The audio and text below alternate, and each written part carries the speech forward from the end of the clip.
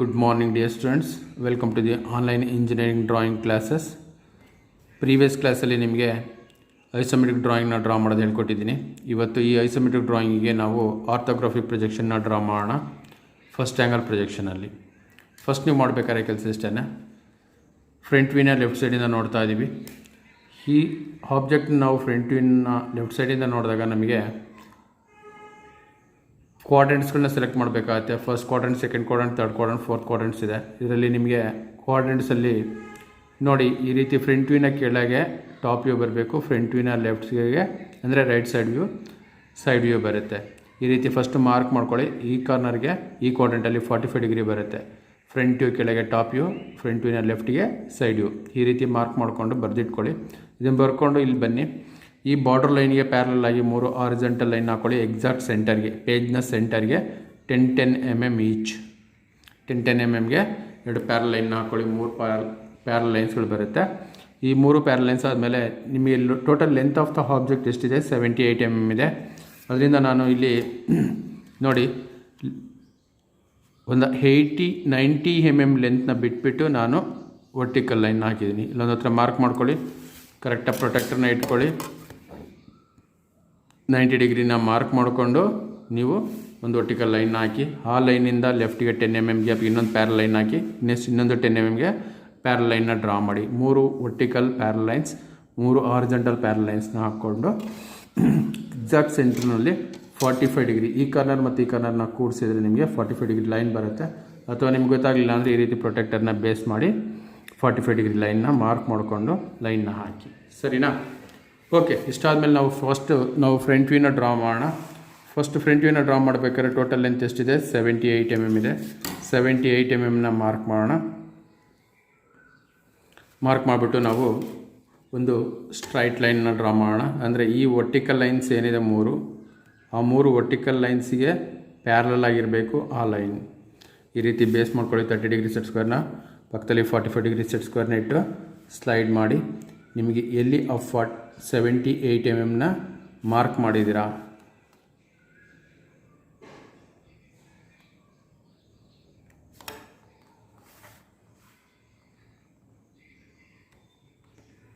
ಅಲ್ಲಿಗೆ ನೀವು ಒಂದು ವರ್ಟಿಕಲ್ ಲೈನ್ನ ಡ್ರಾ ಮಾಡಿ. ಅದು ಫ್ರಂಟ್ ವ್ಯೂ ಮತ್ತು ಟಾಪ್ ವ್ಯೂ ಎರಡು ಕಡೆಯೂ ಬರಲಿ.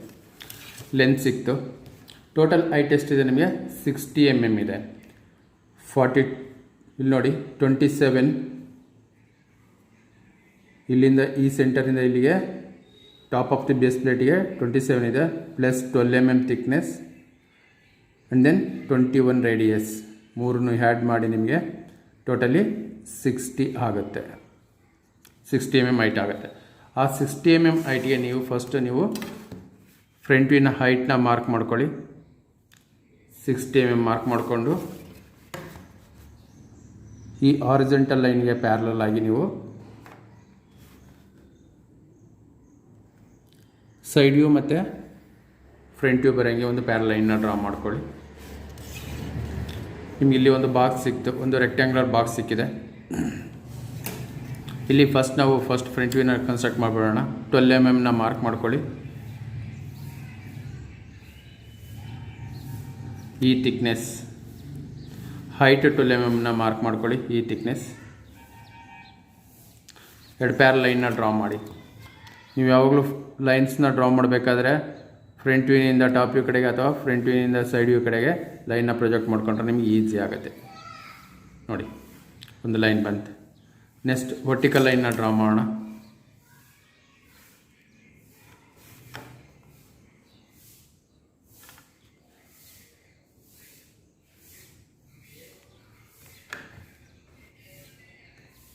ಈ ಲೈನು ಫ್ರಂಟ್ ವ್ಯೂಗೆ ಮತ್ತು ಟಾಪ್ ವ್ಯೂಗೆ ಎರಡು ಕಡೆಯೂ ಬರಲಿ.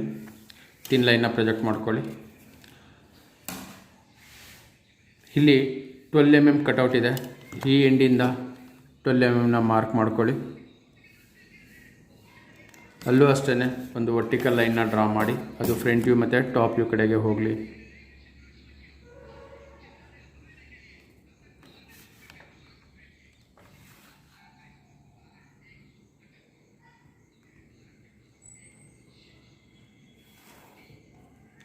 ಲೈನ್ನ ಡ್ರಾ ಮಾಡ್ಕೊಳ್ಳಿ. ನೆಕ್ಸ್ಟ್ ನಿಮಗೆ ಇಲ್ಲಿ ಒಂದು ವೆಬ್ ಇದೆಯಲ್ಲ, ಈ ವೆಬ್ ಹೈಟು 42 mm ಇದೆ. 42 mm ಈ ಟಾಪ್ ಲೈನಿಂದ ಇಲ್ಲಿ 12 mm ಬಿಟ್ಬಿಟ್ಟು ಮೇಲಕ್ಕೆ 42 mm ಮಾರ್ಕ್ ಮಾಡಿ. ರಿಮೈನಿಂಗ್ ಒಂದು 6 mm ಮೇಲೆ ಗ್ಯಾಪ್ ಉಳಿಯುತ್ತೆ ಅಷ್ಟೇ, ನೋಡ್ಕೊಳ್ಳಿ. ಅಲ್ಲಿ ಒಂದು ಲೈನ್ನ ಡ್ರಾ ಮಾಡಿ. ಅದು ಫ್ರಂಟ್ ವ್ಯೂಗೆ ಮತ್ತು ಸೈಡ್ ವ್ಯೂಗೆ ಎರಡು ಕಡೆನೂ ಬರೋ ರೀತಿಯಲ್ಲಿ ಒಂದು ಲೈನ್ನ ಡ್ರಾ ಮಾಡ್ಕೊಳ್ಳಿ.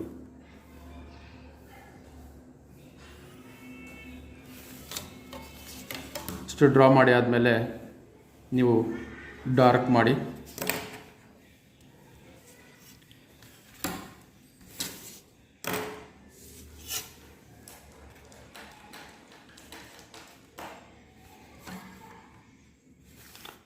First line, second line, third line ಇಲ್ಲಿ 70 mm ಇಂದ ಡಾರ್ಕ್ ಮಾಡ್ತಾ ಹೋಗಿ.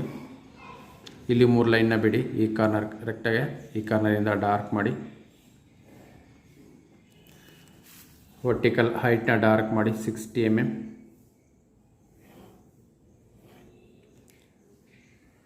ಟ್ವೆಲ್ mm ಥಿಕ್ನೆಸ್ ಡಾರ್ಕ್ ಮಾಡಿ. ಈ ಲೆಂತನ್ನು ಡಾರ್ಕ್ ಮಾಡಿ.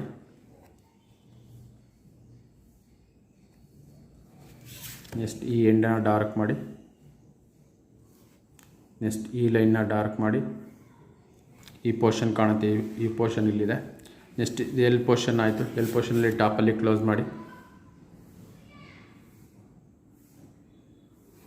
ನಮಗೆ ಈ ವೆಬ್ ಏನಿದೆ, ಇಂಕ್ಲೈಂಡ್ ವೆಬ್ಬು 6 mm ಡೌನ್ನ ಬಿಟ್ಟು, ಅಂದರೆ ಟೋಟಲ್ 42 mm. ಇಲ್ಲಿಂದ ಇಲ್ಲಿ 42 mm ಬರುತ್ತೆ.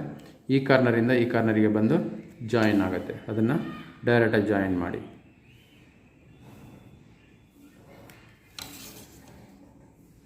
ನೆಕ್ಸ್ಟ್ ಈ ಸೆಂಟರ್ ಪಾಯಿಂಟ್ ಒಂದು ಮಾರ್ಕ್ ಮಾಡಿ ತೋರಿಸಿ.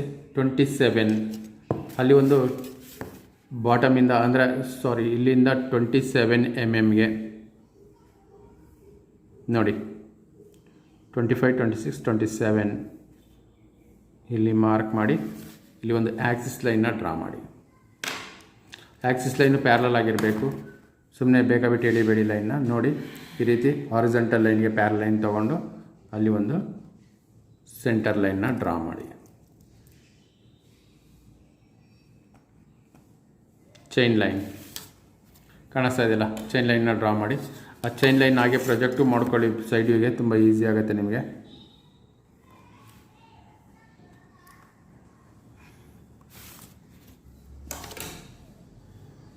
ಕಾಣಿಸ್ತಾ ಇದೆಯಲ್ಲ, ಫ್ರಂಟ್ ವ್ಯೂ ಕ್ಲಿಯರ್ ಆಯಿತು. ನೆಕ್ಸ್ಟ್ ಫ್ರಂಟ್ ವ್ಯೂ ಕಂಪ್ಲೀಟ್ ಆದ ತಕ್ಷಣ ಟಾಪ್ ವ್ಯೂಗೆ ಬರೋಣ. ಈ ಪ್ಲೇಸಲ್ಲಿ ನಿಂತ್ಕೊಂಡು ಟಾಪ್ ವ್ಯೂ ನೋಡಿದರೆ ಟಾಪ್ ವ್ಯೂ ಬಿಡುತ್ತೆ ನಮಗೆ 42 mm ಬರುತ್ತೆ. ಈ ಕಾರ್ನರಿಂದ 42 mm ಮಾರ್ಕ್ ಮಾಡಿ. 42 mm ಮಾರ್ಕ್ ಮಾಡಿ ಲೈನ್ನ ಹಾಕಿ. ಅದು 45 ಡಿಗ್ರಿ ಲೈನ್ನ ಟಚ್ ಆಗಲಿ ಮತ್ತು ಟಾಪ್ ವ್ಯೂನ ಕವರ್ ಆಗಲಿ. ನೋಡಿ, ಹೀಗೆ ಸ್ಲೈಡ್ ಮಾಡಿ. ಈ ಲೈನು ರೈಟಿಂದ ಸ್ಟಾರ್ಟ್ ಆಗಿದ್ದು up to the 45 degree touch ಮಾಡಿ ಬಿಡಿ. ಅರ್ಥ ಆಯ್ತಾ? ನೆಕ್ಸ್ಟ್ ಇಲ್ಲಿ ಸೈಡಿನಲ್ಲಿ ನಿಂತ್ಕೊಂಡು ನೋಡಿದಾಗ 12 mm, 18 mm, 12 mm ಇದೆ. ಅಂದರೆ ಟಾಪಿಂದ ನೋಡಿದಾಗಲೂ ಅಷ್ಟೇ 12, 18, 12 ಕಾಣುತ್ತೆ. ಈ ಎಂಡಲ್ಲಿ ಮಾರ್ಕ್ ಮಾಡಿ 12 mm, ಎಗೇನ್ 18 mm, ರಿಮೈನಿಂಗ್ 12 ಉಳಿಯುತ್ತೆ. ಕಾಣಿಸ್ತಾ ಇದೆಯಲ್ಲ, 12, 18, 12 ಮಾರ್ಕ್ ಮಾಡಿ. ಆ 3 ಲೈನ್ನ ಡ್ರಾ ಮಾಡಿ. ಈ ಬೇಸ್ ಲೈನ್ಗೆ ಪ್ಯಾರಲಾಗಿ ಇಟ್ಕೊಂಡು ಅಥವಾ ಸೆಂಟ್ರಲ್ ಲೈನಿಗೆ ಪ್ಯಾರಲ್ ಇಟ್ಕೊಂಡು ನೀವು ಈ 45 ಡಿಗ್ರಿಯಿಂದ up to the end of the top ವ್ಯೂವರೆಗೂ ಲೈನ್ನ ಪ್ರೊಜೆಕ್ಟ್ ಮಾಡಿ.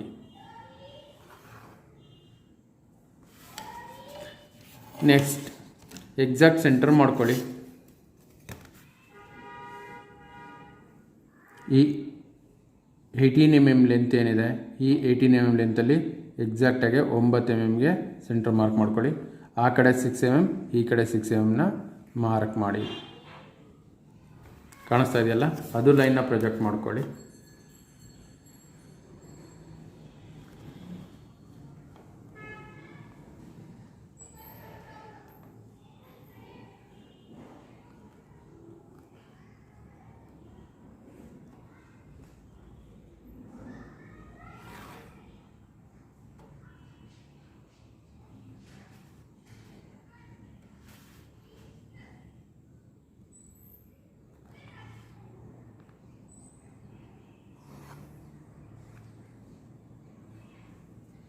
ಇಲ್ಲಿ ಒಂದು ಲೈನ್ ಕ್ರಾಸ್ ಆಗಿದೆ, ಅದು ಜಸ್ಟ್ ರಬ್ ಮಾಡ್ತಾಯಿದ್ದೀನಿ.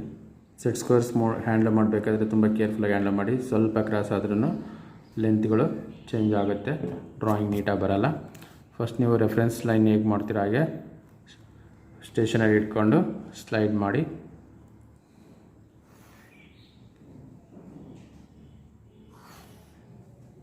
ನೋಡಿ 45 ಡಿಗ್ರಿ ಟಚ್ ಆದ ತಕ್ಷಣ ನಿಲ್ಲಿಸಿ. ಈ ರೀತಿ ಮಾರ್ಕ್ ಮಾಡ್ಕೊಳ್ಳಿ. ಫಸ್ಟ್ ನಾವು ಈ ಲೈನ್ನ ಡಾರ್ಕ್ ಮಾಡ್ತಾ ಹೋಗ್ತೀನಿ ನೋಡಿ.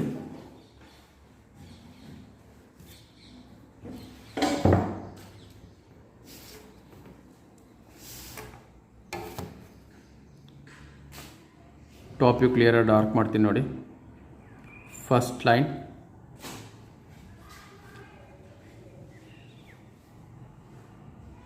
Second line. ಇಲ್ಲಿ ಬಾಟಮಲ್ಲಿ 12 mm ಬಿಟ್ಬಿಟ್ಟು ಸ್ಟಾರ್ಟ್ ಮಾಡ್ಕೊಳ್ಳಿ. ರೈಟ್ ಸೈಡಿಗೆ 12 mm ಬಿಟ್ಬಿಟ್ಟು ಲೈನ್ನ ಡಾರ್ಕ್ ಮಾಡಿ. ಇಲ್ಲೂ ಅಷ್ಟೇ 12 mm ಬಿಟ್ಬಿಟ್ಟು ಲೈನ್ನ ಡಾರ್ಕ್ ಮಾಡ್ಕೊಳ್ಳಿ.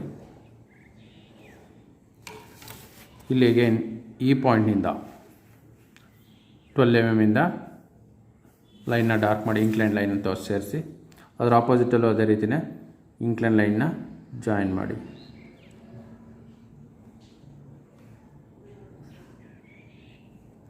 ಈಗೇನು ಈ ಲೈನ್ನ ಡಾರ್ಕ್ ಮಾಡಿ. ನೆಕ್ಸ್ಟ್ ನಮಗೆ ಟಾಪಿನಿಂದ ನೋಡಿದಾಗ ಈ ವೆಬ್ ಕಾಣುತ್ತೆ, ಈ ವೆಬ್ನ ಡಾರ್ಕ್ ಮಾಡೋಣ. ನೋಡಿ ಎಷ್ಟು ಗ್ಯಾಪ್ ಬಿಡುತ್ತೆ.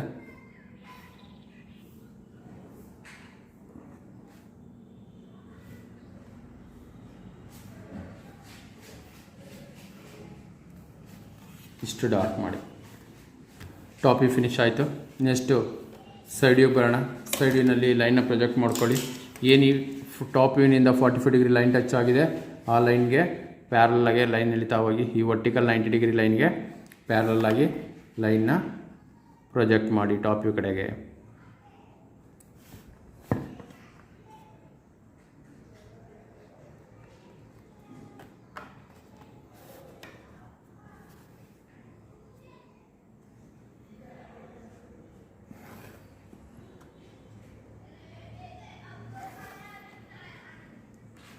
ನೀವು ಈ ರೀತಿ ಪ್ರೊಜೆಕ್ಟ್ ಮಾಡ್ಕೊಳೋದ್ರಿಂದ ನಿಮಗೆ ಸೈಡ್ ವ್ಯೂನಲ್ಲಿ ನೀವು ಯಾವುದೇ ಡೈಮೆನ್ಷನ್ಸ್ಗಳನ್ನ ತೊಗೊಳೋ ಅಂಥ ನೆಸಿಟಿ ಇಲ್ಲ.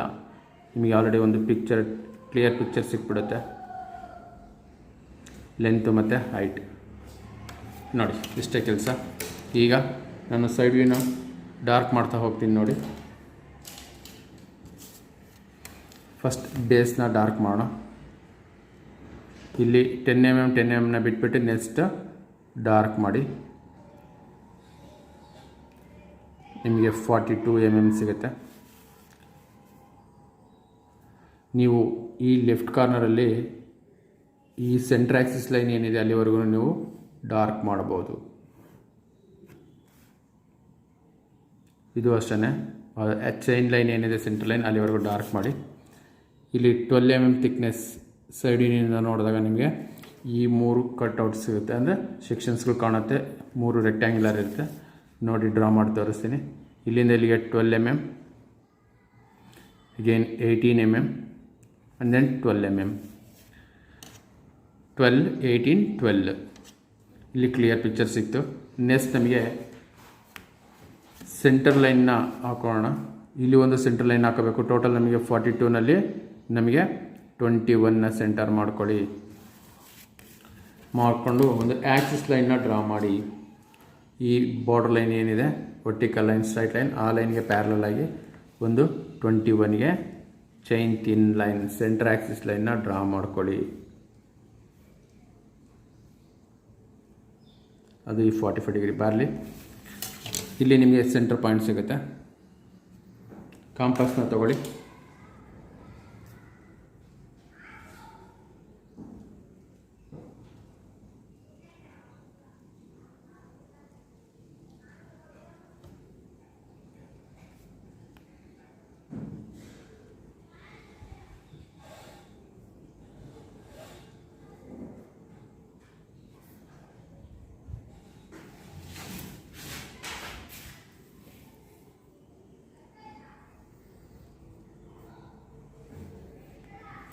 ಈ ರೀತಿ ಡಾರ್ಕ್ ಮಾಡಿ, ರೌಂಡ್ ಶೇಪ್ ಅಂತಲ್ಲ. ನೆಕ್ಸ್ಟ್ ಈ ವೆಬ್ ಸೈಡಿಂದ ನೋಡಿದಾಗ ಡಾರ್ಕಾಗಿ ಕಾಣುತ್ತೆ, ಅದನ್ನು ಡಾರ್ಕ್ ಮಾಡಿ ತೋರಿಸ್ತೀನಿ ನೋಡಿ. ಇಲ್ಲಿ ಕರೆಕ್ಟ್ ಸೆಂಟರಿಂದ 12 mm ಇದೆ, ಈ ಕಡೆ 6 mm ಮಾರ್ಕ್ ಮಾಡಿದ್ರಲ್ಲ ಆ ಲೈನಿಂದ ಇಲ್ಲಿ ಲೈನ್ ಏನು ಪ್ರೊಜೆಕ್ಟ್ ಮಾಡ್ಕೊಂಡಿರೋ ಆ ಲೈನ್ವರೆಗೂ ಲೈನ್ನ ಡಾರ್ಕ್ ಮಾಡಿ. ಈ ಕಡೆನೂ ಅಷ್ಟೇ, ಇಲ್ಲಿ 12 mm ಬಿಟ್ಟು ಸೆಂಟ್ರಿಂದ 6 mm ಮಾರ್ಕ್ ಮಾಡಿದ್ರಲ್ಲ ಆ ಲೈನಿಂದ ಟಾಪ್ಗೆ 42 8ವರೆಗೂ ನೀವು ಲೈನ್ನ ಡಾರ್ಕ್ ಮಾಡಿ.